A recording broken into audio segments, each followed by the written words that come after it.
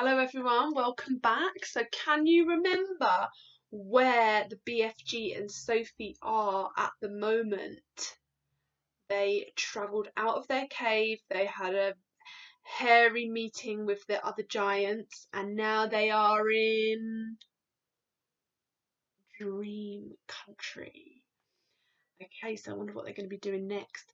And in the last chapter, we actually learnt quite a lot from reading this story, because the BFG was teaching us a lesson. Well, it was teaching me a lesson anyway, about how we sometimes judge other people. We're quick to judge the giants, but he pointed out that human beings aren't perfect either, and that giants are eating humans, that actually humans sometimes eat other creatures as well. And it made me think about how we need to think about when someone else has done something wrong, we need to think about if we did something wrong too. So I wonder, well, I hope you've had a think about that since last time, in case you had any disagreements at home. Right, okay, so here we go. Our next chapter is called Dream Catching. The big friendly giant put the suitcase on the ground. He bent down low so that his enormous face was close to Sophie's. "From now on, we is keeping as still as a winky little micey's," he whispered. Sophie nodded. The misty vapour swirled around her. It made her cheeks damp and left dewdrops in her hair. The BFG opened the suitcase and took out several empty glass jars. He set them ready on the ground with their screw tops removed. Then he stood up straight. His head was now high up in the swirling mist, and it kept disappearing and then appearing again. He was holding the long net in his right hand. Sophie, staring upwards, saw through the mist that his colossal ears were beginning to swivel out from his head. They began waving gently to and fro. Suddenly the BFG pounced. He leapt high in the air and swung the net through the mist with a great swishing sweep of his arm. "Got him!" he cried. "A jar! A jar! Quick, quick, quick!" Sophie picked up a jar and held it up to him. He grabbed hold of it. He lowered the net. Very carefully he tipped something absolutely invisible from the net into the jar. He dropped the net and swiftly clapped one hand over the jar. "The top!" he whispered. "The jar top, quick!" Sophie picked up the screw top and handed it to him. He screwed it on tight and the jar was closed. The BFG was very excited. He held the jar close to one ear and listened intently. It's a wink swiffler," he whispered with a thrill in his voice. It's even better. It's a fizz wizard. It's a golden fizz wizard." Sophie stared at him. Oh my, he said, holding the jar in front of him. "This will be giving some little toddler a very happy night when I is blowing it in." "Is it really a good one?" Sophie asked. "A good one?" he cried. "It's a golden fizz wizard. It is not often I is getting one of these." He handed the jar to Sophie and said, "Please be still as a starfish now. I is thinking there may be a whole swarm of fizz wizards up here today. And do kindly stop breathing. You is terribly noisy down there."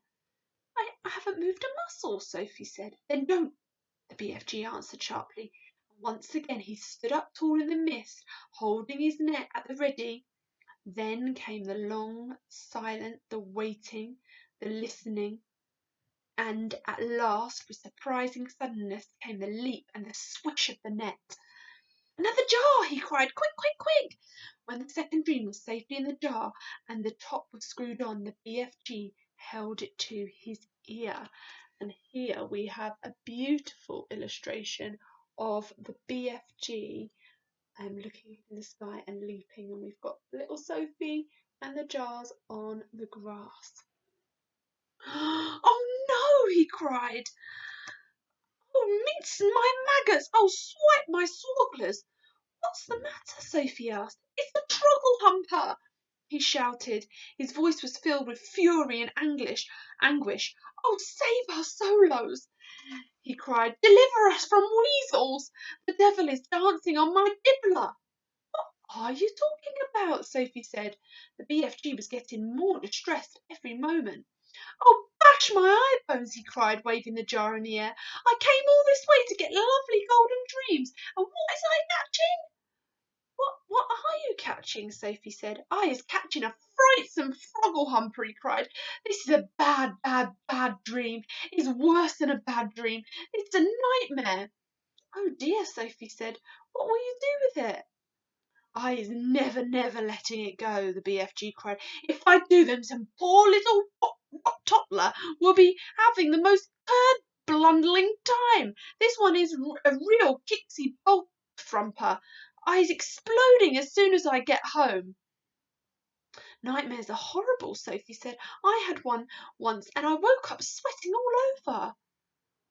"With this one you'd be waking up screaming all over," the BFG said. "This one would make your teeth stand on end.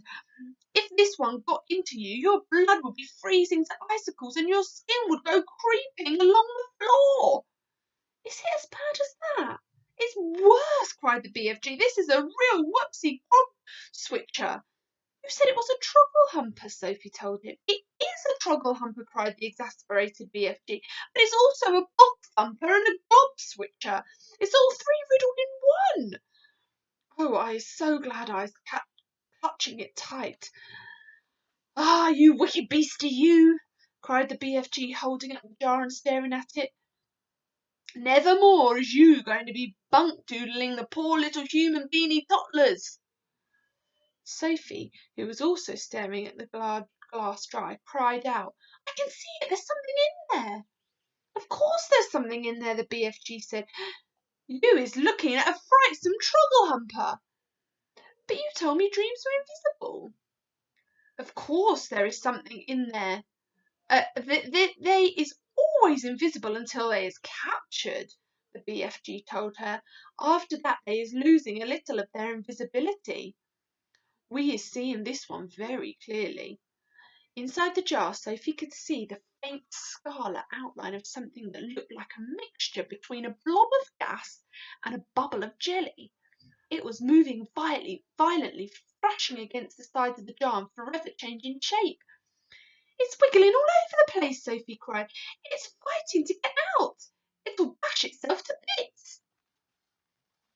"The nastier the dream, the angrier it is getting when it is in prison," the BFG said. "It is the same as with wild animals. If an animal is very fierce and you is putting it in a cage, it will make a tremendous rumpel-dumpus. If it is a nice animal like a cockatoo-toodaloo or a foggle-frump, it will sit quietly. Dreams is exactly the same. This one is a nasty, fierce, begrotting nightmare. Just look at him splashing himself against the glass." "It's quite frightening," Sophie cried. "I would be hating to get this one inside me on a darksome night," the BFG said.